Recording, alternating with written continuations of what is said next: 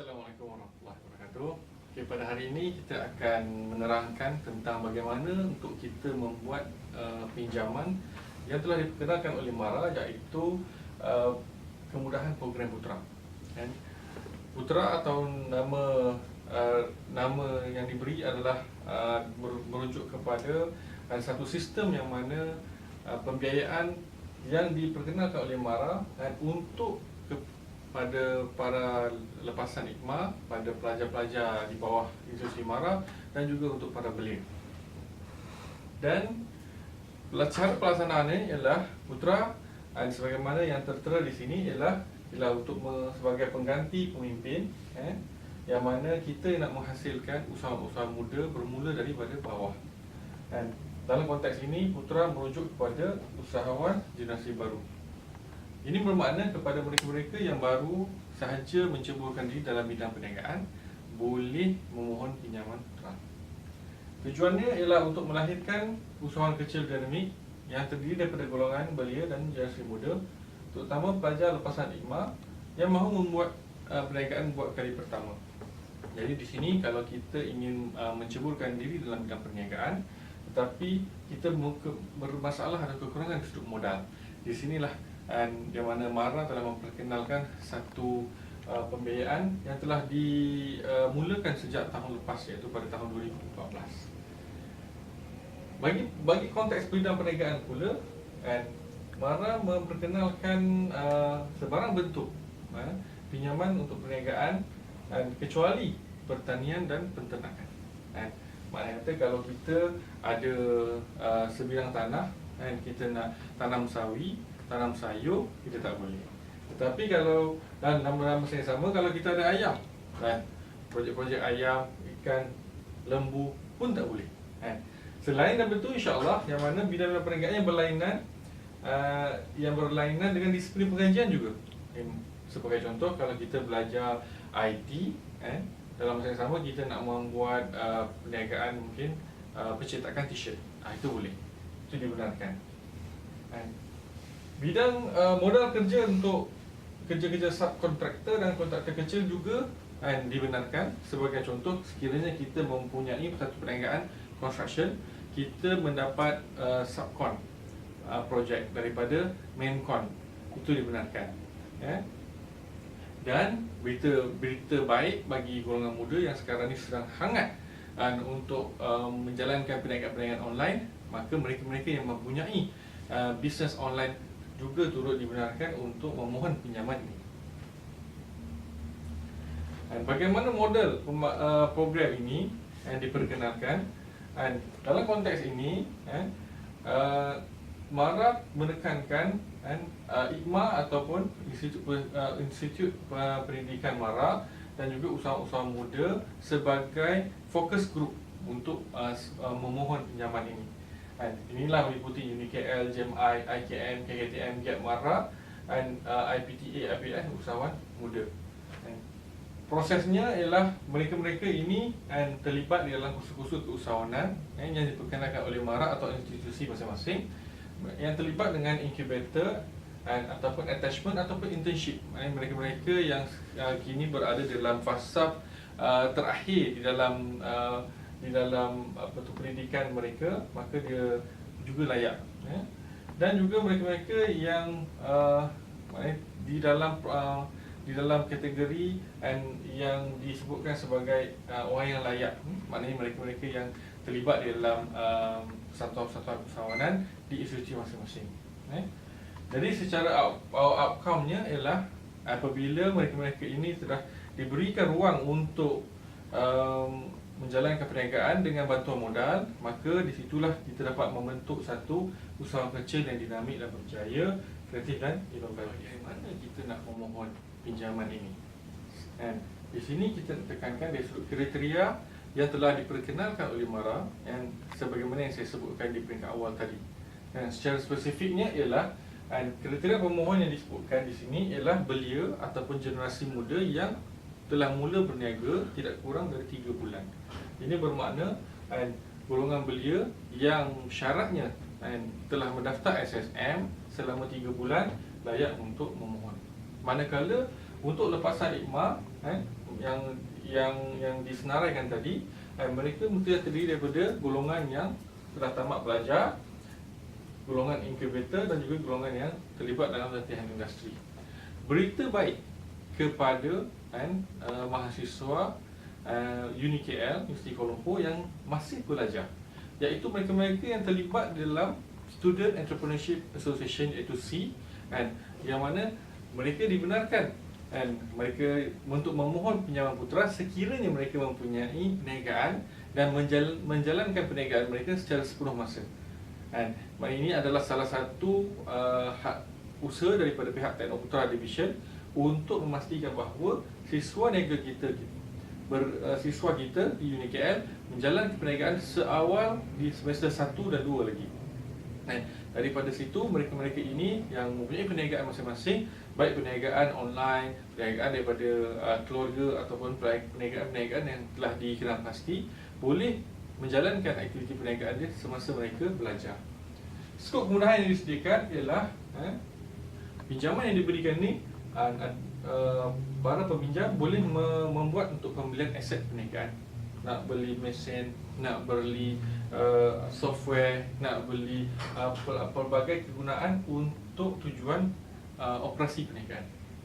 Selain daripada itu, pembiayaan ataupun pinjaman juga boleh digunakan sebagai modal pusingan untuk merancakkan lagi perniagaan kita. Proses dan kuasa melulus terdiri daripada maknanya proses-proses ini diproses di institusi pengajian MARA itu sendiri, maknanya di institusi masing-masing, dan juga di pejabat MARA daerah. Di sinilah hubungan di antara institusi pendidikan MARA dengan pejabat MARA daerah bekerjasama di dalam memproses sebarang bentuk permohonan yang telah diberikan. Untuk pemohon daripada golongan belia, mereka hanya perlu terus ke pejabat MARA daerah yang berdekatan di mana bisnes mereka itu beroperasi. Dan daripada situ pegawai MARA akan memberikan sedikit penerangan dan juga borang untuk tujuan permohonan. Okey, berapa sebenarnya yang ditawarkan oleh pembiayaan putera ini? MARA memberikan satu had pembiayaan yang bernilai maksimum RM10,000. RM10,000 ini adalah berkonsepkan Qardul Hasan. Qardul Hasan tu adalah dinamakan sebagai pembiayaan tanpa keuntungan. Maknanya bila tanpa keuntungan bukan bermakna pinjaman itu tidak untung, tetapi bertujuan untuk tidak dikenakan apa-apa bunga kepada pemohon. Dan kelebihan daripada pembiayaan ini juga ialah diberikan tempoh bernafas. Tempoh bernafas ni bermaksud kita apabila kita dah diberikan pembiayaan dan pinjaman itu, maka kita tidak diminta untuk terus membayar memulakan pembayaran balik. Sebaliknya diberikan tempoh maksimum sehingga 3 bulan selepas menerima pembiayaan.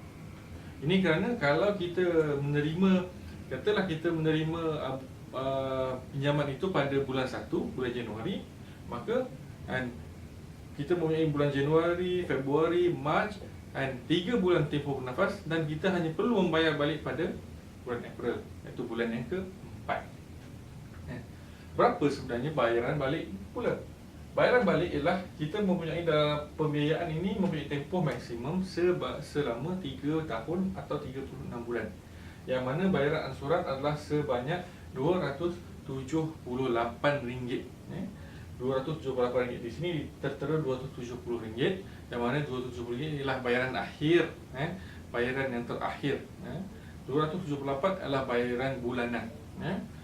Manakala cagaran dan jaminan juga tidak diperlukan.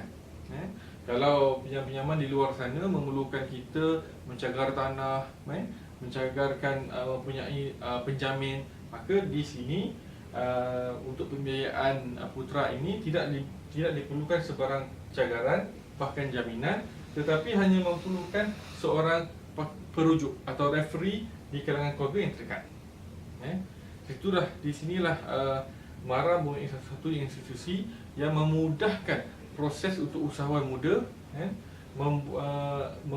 mendapatkan sedikit suntikan modal untuk memulakan perniagaan.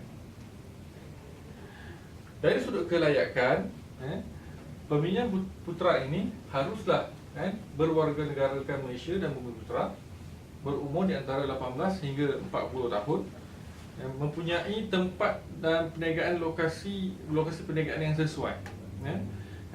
Yang ini tidak tertakluk kalau dia mempunyai perniagaan online lah. Perniagaan juga wajib dan mesti didaftarkan dengan SSM, Suruhanjaya Syarikat Malaysia. Dan di sini juga diberikan jika mempunyai lesen perniagaan daripada pihak berkuasa tempatan jika berkaitan. Bermaksud kalau kita ada tempat yang kita berniaga yang mana kita memerlukan kelulusan daripada lesen daripada pihak-pihak majlis perbandaran, maka perlu disertakan. Yang paling penting, pemohon tidak termasuk dalam senarai hitam MARA. Maknanya sekiranya kita ada pinjaman pelajaran yang sebelum ini yang tidak dibayar, ataupun kita pernah membuat pinjaman MARA, iaitu pinjaman perniagaan sebelum ini yang juga tidak dibayar, maknanya di senarai hitam, itu tidak layak. Dan tidak pernah mendapat sebarang kemudahan pembiayaan MARA. Maknanya kalau kita sebelum ini kita pernah memohon, kita telah mendapatkan kemudahan pembiayaan perniagaan sebelum ini, maka kita tidak layak. Dari sudut pemantauan pula ialah setiap pinjaman yang telah diberikan, maka bukan hanya sekadar bahawa MARA memberikan pinjaman dan pihak pemohon boleh menggunakan pinjaman itu untuk memulakan perniagaan semata-mata, tetapi juga MARA akan melaksanakan proses pemantauan. Yang mana di sini pemantauan yang perlu dilakukan, yang akan dilakukan oleh pihak MARA ialah selama 3 bulan sekali. Jadi lawatan pertama akan dibuat selepas wang pembiayaan dikeluarkan. Maksudnya apabila pemohon itu mendapat diluluskan pembiayaan mereka dan mereka mendapat cek pembiayaan tersebut, maka pihak MARA atau wakilnya yang terdiri daripada pegawai di institusi masing-masing akan mengadakan lawatan yang pertama di premis atau di tempat perniagaan. Lawatan berkala adalah setiap 3 bulan, untuk kita menilai sejauh mana perkembangan perniagaan pemohon. Sekiranya terdapat tunggakan, maka pihak MARA berhak untuk menghantar surat peringatan. Jadi di sinilah yang mana pemantauan ini penting, bahawa di unit KL pula pihak Teknoputra Division menjalankan seminar berkala, iaitu seminar Putra yang kita adakan, dan setiap kali kita perlu adakan pemantauan. Di sini kita akan memanggil para pemohon daripada di kalangan unit KL, siswa unit KL dan juga alumni unit KL yang telah mendapat pembiayaan ini untuk hadir dalam seminar Putra, dan kita memberikan penerangan dan juga bagaimana dan juga untuk kita mengetahui sejauh mana perkembangan daripada perniagaan masing-masing. Jadi di sini apa yang nak tekankan di sini ialah pembiayaan yang diberikan oleh MARA ini bukanlah satu pembiayaan yang perlu kita mengambil ringan. Oleh kerana ia adalah satu pinjaman, maka ia dikira sebagai hutang.